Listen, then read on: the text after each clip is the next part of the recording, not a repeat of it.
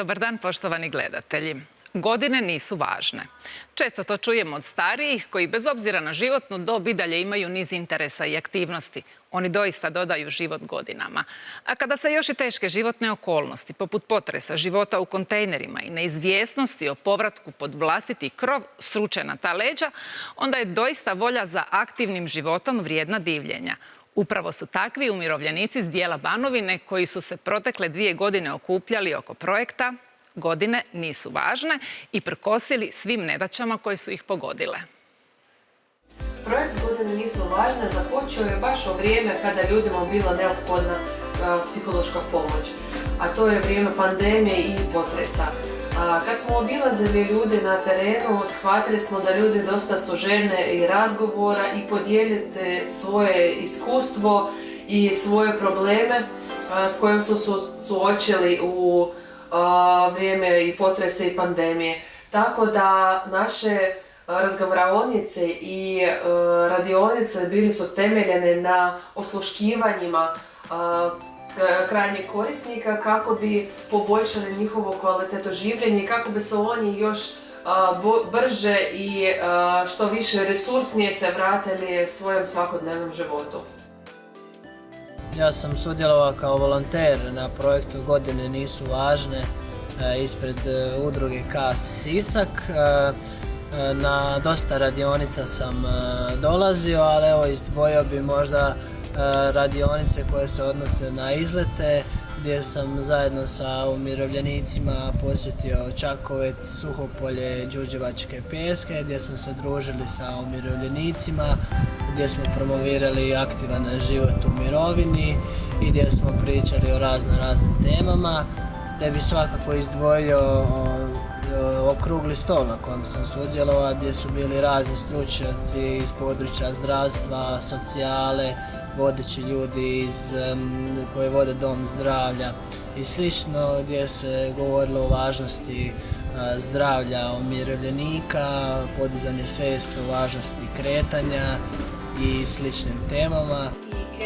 Pošto sam penzioner, živim sama, imala sam viška slobodnog vremena, pa sam se aktivirala u udruzi KAS, gdje se jako dobro osjećam, jako mi je lijepo. Aktivirala sam se u svim njihovim aktivnostima koje su imali, znači tjelovježbe, aranžiranje cvijeća, informatika, doktor je dolazio, znači apsolutno sam u svim tim aktivnostima.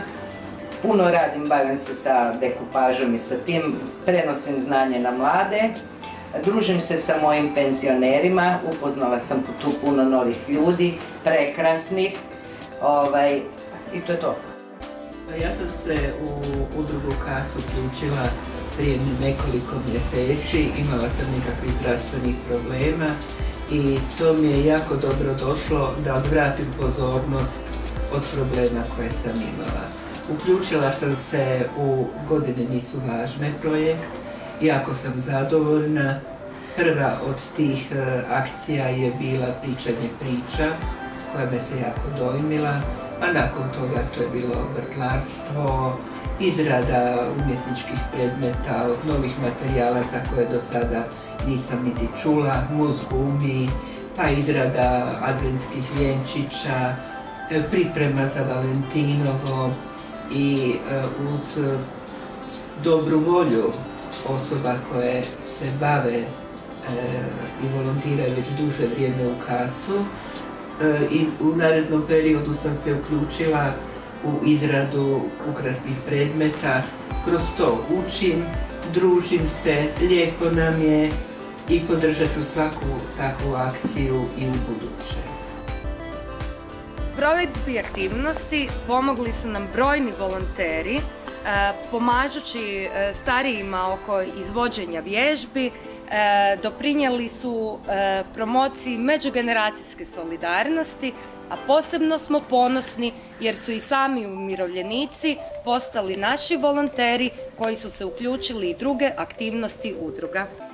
Dobro je sve, ok, razgibali smo se, ugodno društvo i nemamo šta prigovoriti. Super je. Kakav dojam sam dobio, jel? Sa mladim učenicama. Ne, sve super, sve pet, suradnja izvrsna. Evo, ja nemam šta za pregovoriti, ja sam jako zadovoljan sa općenito odazivom ljudi i najbitnije mi je da su bili zadovoljni, evo, i da je njihova kvaliteta života, evo, porasla, poboljšana, evo. I to je to.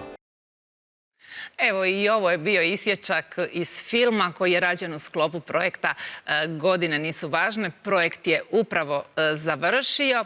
Voditelj projekta, gospodin Danijel Pavlić iz udruge KAS iz Siska je s nama danas u studiju. Dobar dan i dobro nam došli. Hvala na pozivu, dobar dan. I s nama je gospođa Tonka Augustinović, umirovljenica, koju smo evo upravo vidjeli u ovom jednom isječku iz ovog filma. Nekako, i ja s vama gledajući ovaj isječak iz filma, nekako mi se onako malo stisnulo. Znam da je projekt trajao 2 godine. Netom nakon potresa s našom kamerom smo bili u vašim prostorima, doživjeli i osjetili tu vašu radost oko tog druženja, provođenja projekta. Sad je on na kraju, iza vas je prekrasan rad, ali pretpostavljam i neki žal i neka tuga što je došlo do kraja. Pa projekt je trajao punih 30 mjeseci i zaista smo krenuli ono kad je bilo, kako da kažem, bilo je jako teško krenuti. Pandemija, usred potresa, bilo je uopće teško doći do naših korisnika, znači umirovljenika koji su bili najugroženija skupina ljudi, pogotovo pod pandemijom. Tako da je, ali naravno hrabro smo krenuli individualnim radionicama i kasnije je to pretvorilo se u skupne i mogu reći da se miješaju osjećaji, znači tu je i tuga zato što je kraju, a i sreća što je sve to super završilo. I zaista smo, cilj je bio da aktiviramo umirovljenike i zaista smo ih aktivirali u njihovom životu i na neki način... Kroz koje radionice ste ih sve aktivirali? Pa mi smo zaista krenuli sa psihološkom podrškom. Znači, psihološka podrška i psihosocijalna podrška i budući da je mentalno zdravlje bilo dosta narušeno, osobito nakon potresa, budući da je naša županija zaista jedna, najviše je stradala, budući da je kod nas je bio i epicentar. I kasnije smo znači nastavili sa tim nekim druženjima, sa kreativnim radionicama, aranžiranjem cvijeća, imali smo vrtlarstvo, to su te radionice koje potiču da ne budu ljudi usamljeni, jer im je zaista svima trebala dobra riječ i društvo. Imali smo i radionice rada na računalima, imali smo onda radionice tijelovježbe, zaista jedan veliki onako niz radionica i predavanja. Ne smijem zaboraviti predavanja o zdravlju i prevenciji od bolesti. To su nam doktorice. Imali smo zaista jednu stručnu ekipu, voditelje koji su jako dobro odradili taj svoj posao i naravno zainteresirali umirovljenike, naše korisnike za cijelu tu temu koja je... Evo da sad mi to čujemo iz prve ruke pod broj 1. Jesu li godine doista tako važne, ako jesu koliko? I iz umirovljeničke perspektive, kako je bilo pohađati te radionice? Koje ste vi pohađali? Koja vam se učinila možda najkorisnijom? Pa, dokaz da godine stvarno nisu važne. Ja sam pohađala sve radionice koje su bile, jer ja sam vrlo aktivna. Od najviše mi se dojmila tijelovježba, jer to mi je nekako najviše odgovaralo. A inače sve radionice sam posjećivala, a naročito aranžiranje, gdje sam našla i sebe. Ispričavam se, moramo vas pohvaliti. Evo, donijeli ste nam ovaj lijepi uskrsni aranžman. Hvala vam na tome. Da, to je rad naših volonterki. Nas ima puno koje smo se aktivirale. Znači, svoje slobodno vrijeme provodimo u KAS-u. Žao mi je što program završava sa Danijelom, ali mi nastavljamo dalje rad u KAS-u. Znači, nadamo se da će biti ovako korisnih još programa gdje se stvarno vodi briga o nama umirovljenicima.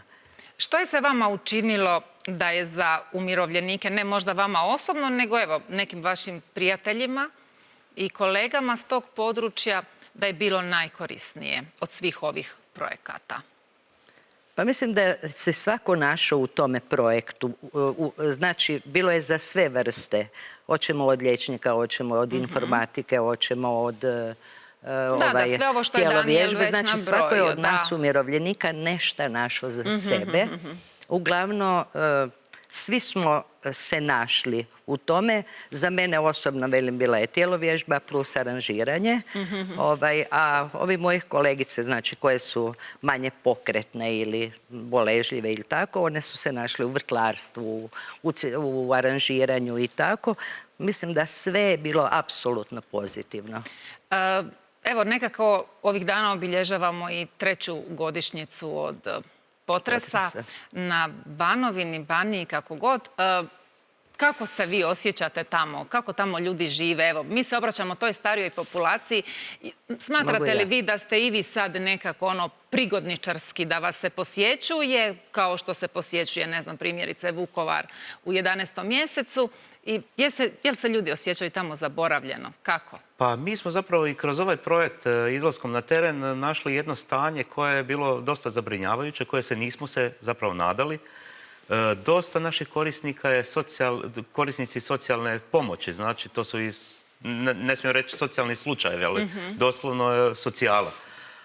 Tako da su naše radionice dosta pomogle im i za socijaliziranje znači, s nama. Mi smo čak nosili od sebe neku i humanitarnu pomoć, pomagali smo tim ljudima i nastavili smo pomagati niz godina. Tako da jednostavno ovaj projekt je bio na neki način produžena ruka državi koja je trebala puno ranije to reagirati na ovo. Zato je sad šteta da smo mi nešto načeli smo i projekt je gotov i nema još naznaka. Kako je uopće mogućnost da se nastavi projekt? Što je preduvjet? Mi smo očekivali da će se raspisati neki natječaj, to je znači europski projekt. Mi smo očekivali da će se sad, kako se bližio kraj ovom projektu, da će se raspisati, da će ići ta neka druga faza tog projekta, jer se zaista pokazalo jako učinkovito. Znači, mi smo doslovno rješavali probleme neke, ali direktnom akcijom, jel? Međutim, još za sad nema nikakvih naznaka da će se to nastaviti, mada bi, evo, kažem, ovo vidjeli ste i sami po ovoj snimci koju smo vidjeli kao uvod, da su ljudi to dosta prihvatili. Znači, zaista tim ljudima treba i neko druženje, a i treba im tjelovježba. Evo, mi smo vidjeli ste onaj prilog sa nordijskim štapovima koji su, u početku smo bili skeptični da li će ti ljudi uopće prihvatiti. Pa evo, gospođa Tonka je 2 puta već istaknula da je to bilo ono što je nju držala, da, što je najvažnije. Druga stvar je da jednostavno ovo kako smo zatekli, znači, malo nam je bilo teško, pogotovo u ruralnim sredinama, budući da smo mi pravdali taj, naravno, europski projekti vuku za sobom dosta papirologije, dosta dokumentacije. Mi smo svakog našeg umirovljenika pravdali sa preslikom osobne i sa dokazom da je umirovljenik. Znači, ovo je konkretno bio za umirovljenike europski projekt. I onda je trebalo preslik njihove ili rješenje od mirovine ili odreska od mirovine. Međutim, to je u ruralnim sredinama, znate, kad im dođete i kažete niko ne želi pokazati svoju mirovinu, a zaista kad vidiš kolike su to mirovine, da je to crkavica kojom, ja ne znam kako ljudi, pogotovo u današnje... I onda dobijete povjerenje od takvih ljudi i sad to morate naprosto tako naprasno prekinuti. Evo, to je jedna tužna priča. A inače, naše rezultati su zaista druženja. Posjetili smo, osim ono što je spomenuo kolega Željko, znači Đurđevačke pijeske, Suhopolje, bili smo u Arboretumu Opeka kod Vinice, koji je na neki način nekako, nemate ga toliko u medijima, jedan prekrasni arboretum na sjeveru Hrvatske. Zaista je bilo ugodno se družiti i imali smo 2 stručna skupa, okrugla stola, gdje smo mi sa stručnjacima raspravljali baš o ovim problemima o koje smo sad dotakli ovom pričom. Imala sam čast sudjelovati na jednom, hvala vam na tom pozivu. Gospođa Tonka, koliko je to, evo, iz perspektive ljudi koji žive u Hrvatskoj sa malim mirovinama? Često ističemo da umirovljenici doista žive ispod ljudskog dostojanstva i da je to jedna nepravda ove zemlje koju više nitko ne zna kako će se ispraviti. Koliko je to nekada opravdanje za neaktivnost, a koliko u stvari upravo to treba biti motiv da ih pozovemo da se uključe u nekakve aktivnosti? Evo, vi kažete, nastavit ćete ih bez obzira što to više nije unutar projekta. Pa ja smatram da ako nam je teško u životu, ako se zatvorimo u kuću, da nam je još teže. Znači, trebamo se družiti, trebamo se sastajati, jer tuge svi imamo i previše. Znači, trebaš ići van, trebaš se družiti, trebaš baš ovakvi projekti da jednostavno se nađemo tu, da onda zaboraviš. Ja zaboravim sve probleme, zaboravim potres, koronu, sve to kad sam tamo, kad se družimo. Znači, kad je nas tamo na bilo koji skup, mi napravimo tamo skup, ajmo se družiti, ostanemo sjediti. Sad smo nedavno imali gulaš, smo pravili. Tako pravili da je smo gulaš, cijeli dan smo bili svi zajedno. Koliko puta tjedno ste dolazili na radionice druženja? Ja dolazim 3 puta tjedno, znači ponedjeljak, sreda i petak, tako smo se dogovorili. I to dođem ko na posao ujutro i ostanem do 3 sata dokle su i radnici tamo u kasu, a inače znam nekad ostati do pola 4, tako. Zaradimo se, kolegice, i uživamo. Kroz ovaj projekt vi ste mu jednu dodanu vrijednost dali, a već ste i napomenuli da ste odlazili na teren. Bile su psihološke podrške onima koji žive sami. Znači, vi ste ipak u nekom urbanijem području, imate tu udrugu, može se tamo doći, međutim, znamo da je to područje gdje su ta samačka domaćinstva doista raštrkana po šumama, po bregovima i tako dalje. To su umirovljenici zapravo koji su bez djece. Djeca su se zbog ekonomskih razloga ili zbog kojih već odselila u druge krajeve svijeta, doslovno baš svijeta, od Amerike do Kanade, Australije. I ti ljudi su zaista bespomoćni. Oni su tamo prepušteni sami sebi. I posjetili smo sa psihološkom podrškom i sa pomoći zaselke koje zapravo nisam ni znao da postoje. I tamo smo zaista našli ljude koji su onako usamljeni dosta. Moram napomenuti, znači cilj našeg projekta je bio 250 umirovljenika. Ja mislim da smo ih preko 500 obišli. Znači morali smo ove koji imaju urednu dokumentaciju, ali međutim desilo se to da smo došli u kontejnerska naselja gdje ljudi su doslovno izbjegli iz porušenih kuća gdje nisu imali nikakve dokumentacije i onda mi je bilo, znao sam da ne mogu opravdati njihovu nazočnost u projektu, međutim ja sam ih uključio bez obzira, bilo bi diskriminacija takve ljude ne uključiti, jer to je zapravo, mi znamo svi, jesu oni umirovljenici, sad zbog papirologije, takva je situacija bila i na terenu. Mi smo znali, evo što je gospođa Tonka rekla, dođe 3 puta tjedno pa ostane. Mi smo znali otići jako rano ujutro u neke zaselke i vratiti se kući, pogotovo to nakon potresa kad je krenulo. Tako da smo po cijeli dan radili. Međutim, evo, na kraju, kažem, dobiješ to jedno zadovoljstvo, otkriješ te ljude, pružiš im nešto. Žao mi je, na primjer, djeca bi im mogla njihova puno više pružiti, a ne mi neke osobe koje su njima trivialne u životu. Na kraju ispali smo mi kao neki primarni, gdje i dan danas ako imaju naše telefone zovu nas pa kažu dođite pa da popijemo samo kavu da se vidi. Da, koliko su željni ti ljudi razgovora i koliko je ta usamljenost u stvari, što uvijek kažu, gora i od malih mirovina i od bolesti koje ih možda pritišću. Djelovali ste naravno u lokalnoj zajednici, je li možda bilo nekog gospodarskog subjekta koji je prepoznao vrijednost projekta koje gradite pa je rekao, ne znam, donirat ćemo vam kutije, prostor, ne znam, mašnice ili nešto za izradu u kreativnoj radionici? Dosta smo, kako smo, naravno trebali smo znači i lokalnu neku podršku gdje smo obilazili, znači cijelu Sisačko-moslavačku županiju smo obišli.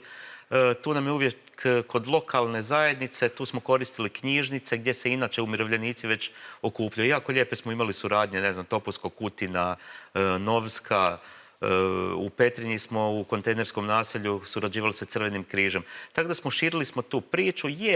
Negdje uvijek neko se kaže, jer zapravo primarna djelatnost udruge KAS je u Sisku terapijsko jahanje. Znači nama dolaze djeca sa poteškoćama i znači terapijskim jahanjem na konjima. Na taj način mi njima humanitarno djelujemo i pomažemo. Tako da znalo se dogoditi da neki stariji ljudi kažu imamo mrkve pa ćemo vam donijeti. Tako da evo nedavno smo dobili, ne znam koliko je kašeta došlo mrkve, tako da ili sijena, na primjer. Tako da na neki način i ostavio se neki trag te osnovne djelatnosti i uvijek se nađe dobrih ljudi.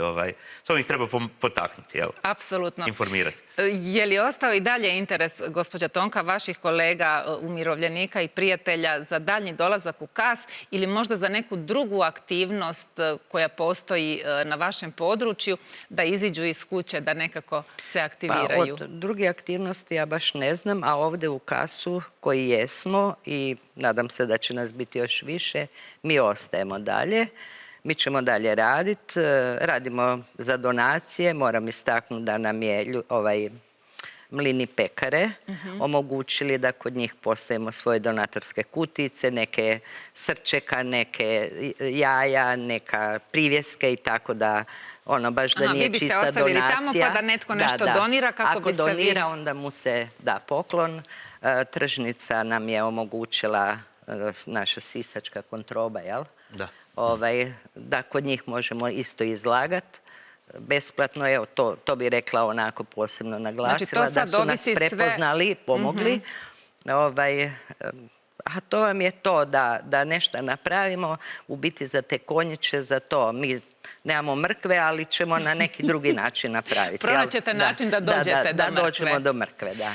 Tko je sve sudjelovao pri pomoći, odnosno pri realizaciji ovoga projekta? Kako su vam se odazivali volonteri? Kako su oni reagirali na to? Aha, ne da nam se baš volontirati sa starijima, rađe bi s djecom. Je li došlo onda do neke promjene? Da.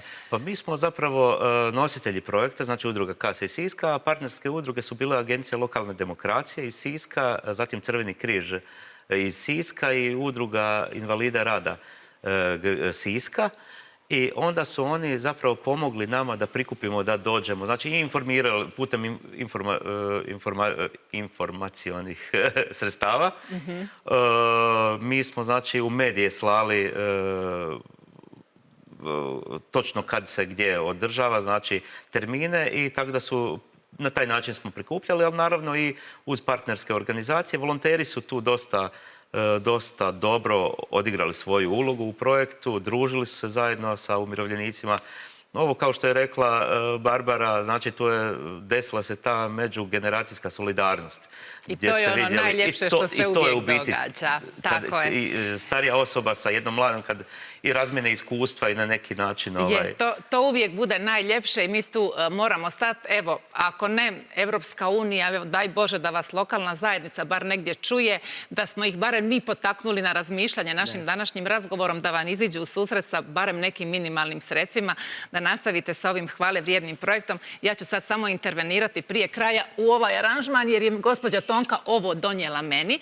Ovo nije bio originalni dio aranžmana. Gospođi Tonki je jako stalo da on bude onakav kakvog je ona zamislila. Hvala vam najljepša što ste bili gosti naše današnje emisije. Hvala i vama, dakako, dragi gledatelji, što ste bili s nama. To je sve od nas za danas. Vidimo se ponovno za tjedan dana. Lijep pozdrav.